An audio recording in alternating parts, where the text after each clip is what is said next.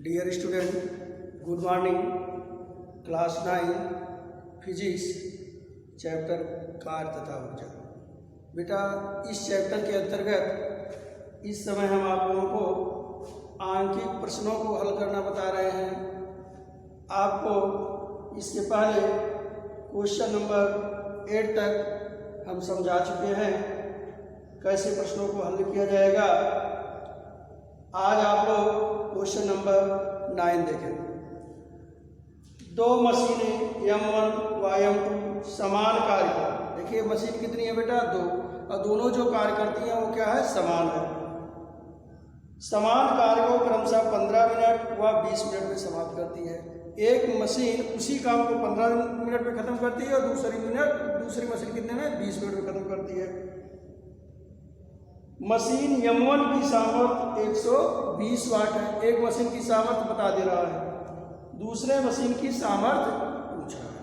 देखिए, सामर्थ्य आप दूसरे मशीन की तब निकाल पाएंगे जब बेटा जब उसके द्वारा किया गया कार्य और लगे हुए समय की जानकारी होगी, क्योंकि P=W/T सूत्र होता है।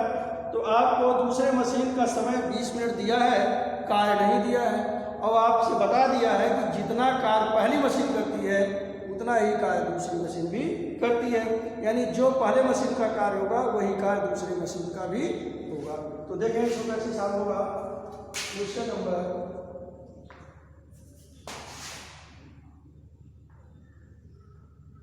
9 पहले निकाल लें मशीन M1 के लिए। देखो बेटा, मशीन M1 के लिए, मशीन M1 के लिए क्या दिया है, समय T1 कितना दिया है, 15 मिनट। 1 मिनट में 60 सेकंड होता है, तो 15 मिनट में कितना होगा, 15 × 60 बराबर 15 सेकंड 90 एक जीरो और बेटा सेकंड। कितना हो गया, 15 मिनट में कितना सेकंड हुआ, 900 सेकंड। ठीक है। अब देखिए पहले मशीन की सामर्थ्य क्या है, सामर्थ्य P1 कितना दिया है, 120 वाट। ठीक है। सूत्रानुसार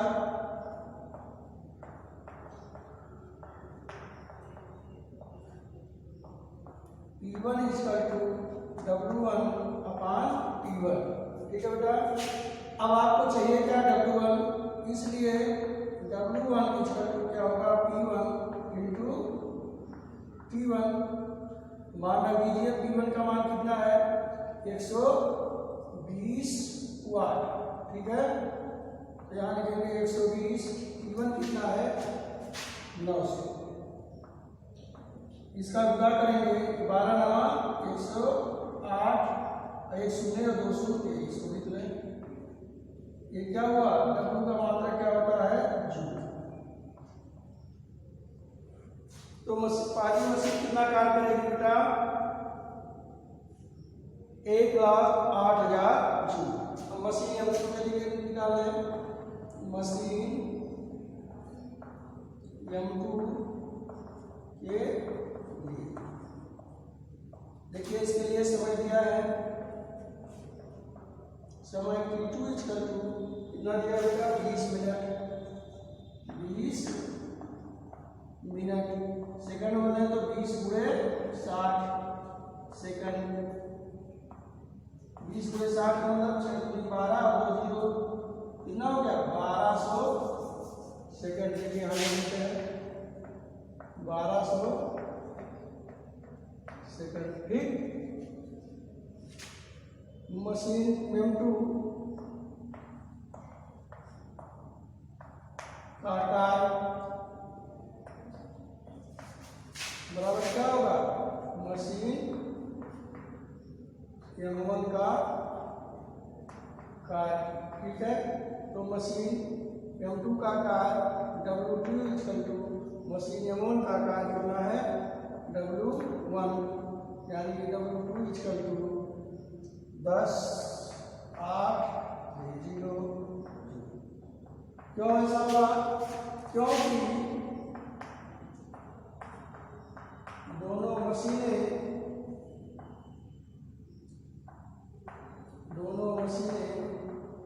समान कार्य करती। ठीक है बेटा। अब दूसरी मशीन की सामर्थ्य आपसे पूछ रहा है, तो M2 मशीन की सामर्थ्य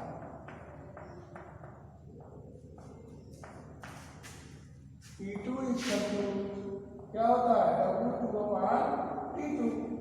तो P2 कितना मिला बेटा, W2 10 8 30। अब P2 कितना निकाले हो, 1200। तो 2 0 यहाँ से कर गया, 12 कम 12 9 108 0। P2 कितना आया, 90। दूसरी मशीन की सामर्थ्य कितनी है बेटा, 90। ठीक है। इस तरह से आपका एक क्वेश्चन सॉल्व हुआ, इसको ध्यान से देखें। अब आगे देखें आपको क्वेश्चन नंबर 11। ठीक है, क्वेश्चन नंबर 11 देखें बेटा।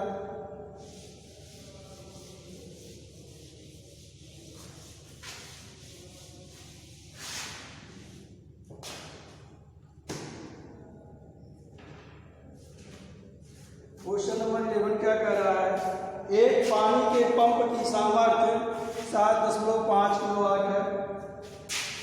11 पंप की सामर्थ्य दिया है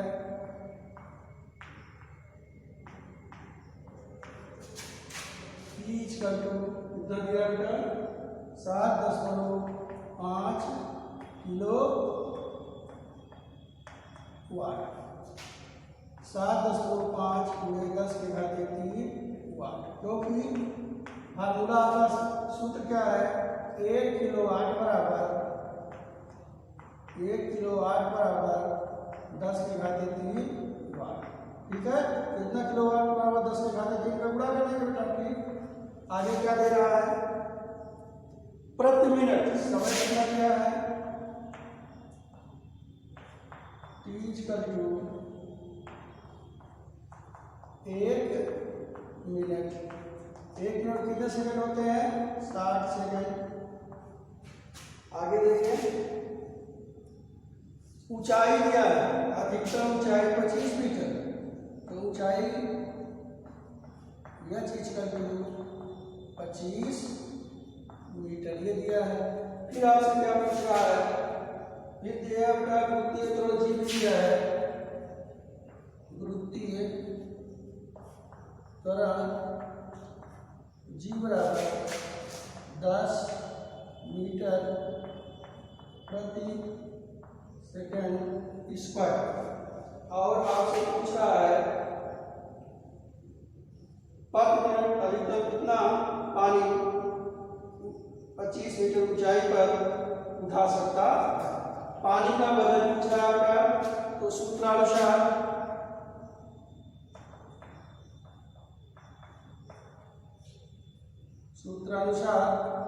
E=W/T। तो W कितना होगा, P × T। अब देखिए P का मान कितना दिया है बेटा, आप देखिए 7.5 × 10⁻³ और समय कितना दिया है, T=7। 7.5 में जब 7 का आप गुणा करेंगे तो कितना होगा, 450 × 10⁻³। ठीक है, आगे देखें,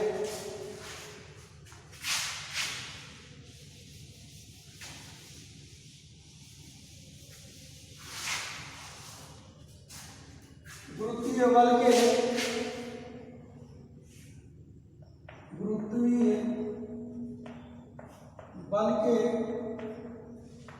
विरुद्ध किया गया कार्य, यही आपसे पूछ रहा है।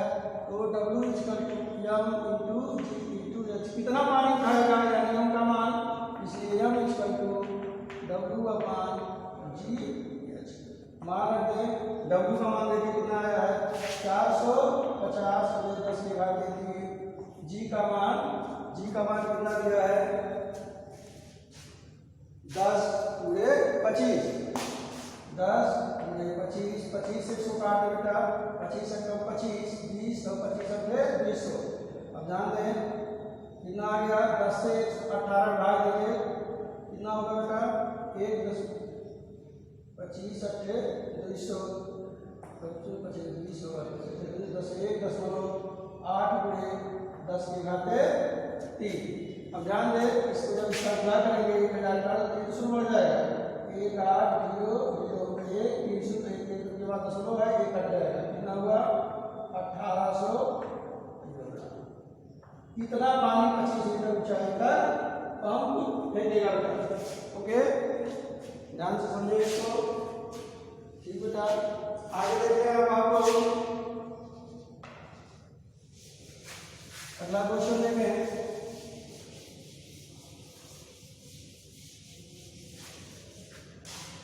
क्वेश्चन नंबर 11 हो गया आपका। अब आप लोग देखें क्वेश्चन नंबर 30 क्या कह रहा है एक इंजन की सामर्थ्य 20 अश्व शक्ति है। सामर्थ्य कितना दिया है 20 अश्व शक्ति। ठीक ये हो जाएगा 20 गुणे 746 वाट। क्यों एक अश्व शक्ति बराबर 746 वाट। ठीक है इतना होता है एक अश्व शक्ति बराबर 746 वाट। आगे क्या दिया है 10 मिनट तक समय क्या होगा समय टीच कर दो 10 मिनट। इसको सेकंड में बदलेंगे तो 10 गुणे 60 बराबर कितना होगा 600 सेकंड। ठीक अब आपसे पूछ रहा है इसके द्वारा किए गए कार्य की गणना कीजिए। सूत्र किया गया सूत्रानुसार क्या सूत्र होता है P W बाई T। कार्य का मान क्या है W T into T। P का मान कितना है 20 गुणे 746 गुणे 600। ठीक है इसका गुणा करेंगे तो देखिए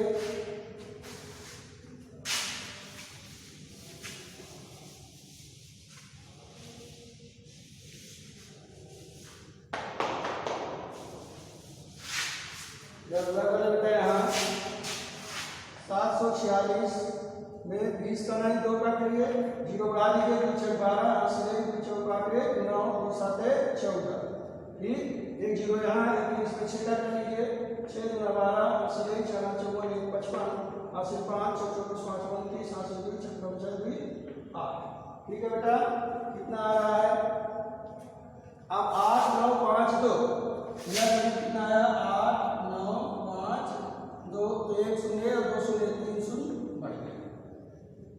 घात निकालने के लिए हमने पहले चैप्टर में आप लोगों को बताया था कि आपके कोर्स में नहीं था आपके कोर्स में नहीं था फिर भी हमने कोटिमान घात सार्थक अंक ये सब आपको पढ़ा दिया है।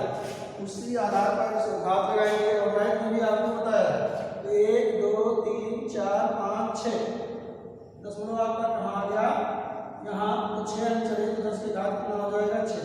एक बेटा देखिए 5 से ज़्यादा है इसमें जुड़ जाएगा तो 9.0 गुणे 10 की घात 6 जूल कितना काम करेगा 9 गुणे 10 की घात 6 जूल। ओके बेटा ये क्वेश्चन आपका सॉल्व हुआ।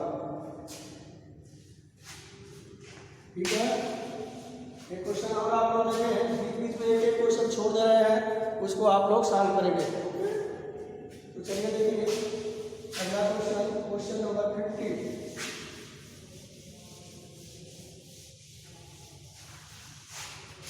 क्वेश्चन नंबर 50 क्या कह रहा है एक पिंड की गति जो क्या दिया है पिंड की गतिज ऊर्जा। गतिज ऊर्जा को कैसे व्यक्त किया जाता है? 100 कितना दिया है? उनकी गतिज ऊर्जा। फिर क्या दिया है? उसका पिंड का द्रव्यमान भी दिया है। पिंड का द्रव्यमान यम इक्वल टू कितना किलोग्राम है? 0.5 किलोग्राम। ओके। फिर आपसे पूछ रहा है पिंड का वेग ज्ञात कीजिए। तो मान लीजिए, माना पिंड का वेग v है। ओके बेटा, सूत्रानुसार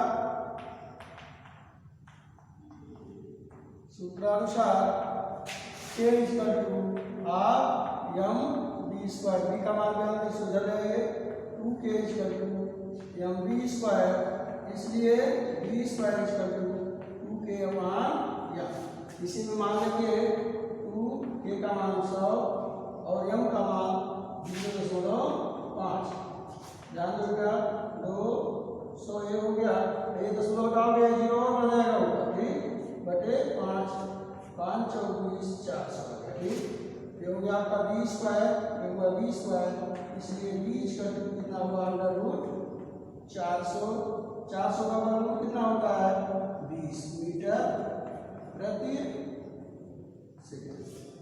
तो उस पिंड का वेग कितना आया? 20 मीटर प्रति सेकंड। ठीक बेटा, ये आपका आंसर हुआ, ठीक है। तो इसको ध्यान से आप लोग देख लें, समझ लें, और होमवर्क में आप लोग क्वेश्चन नंबर 9 से लेकर क्वेश्चन नंबर 15 तक हल करेंगे और इसको हल करके आज ही ग्रुप में भेजेंगे। ओके बेटा, धन्यवाद।